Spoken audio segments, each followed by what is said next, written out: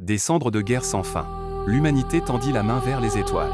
Des empires s'effondrèrent, des mondes brûlèrent, mais une vérité demeura, le pouvoir définit l'existence.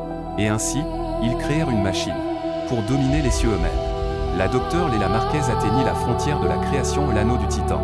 Un monument de peur déguisé en science.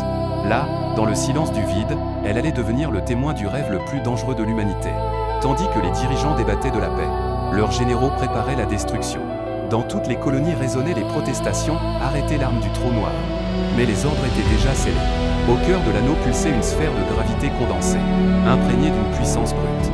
Une singularité, une arme née des lois mêmes de l'univers. Une seule erreur, et la création se consumerait elle-même. Les moteurs grondèrent, les lumières vacillèrent. Hommes et femmes, dans les couloirs d'acier, retinrent leur souffle. Au-dessus d'eux, la chambre de lancement s'éveillait, prête à tirer la première bombe à trou noir de l'histoire. Un rayon d'énergie pure transperça l'obscurité. L'anneau libéra sa fureur, la capsule fonça vers l'étoile lointaine.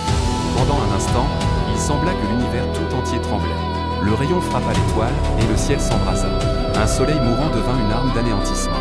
Tout près, une planète ravagée par la guerre brûlait, sa dernière nuit illuminée par une apocalypse créée par l'homme. Puis vint la fin, une hypernova, plus éclatante qu'un milliard de soleils.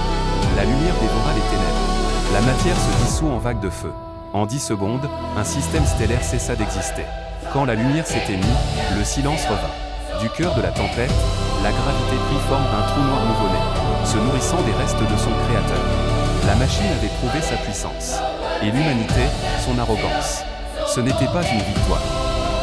C'était le premier écho du vide.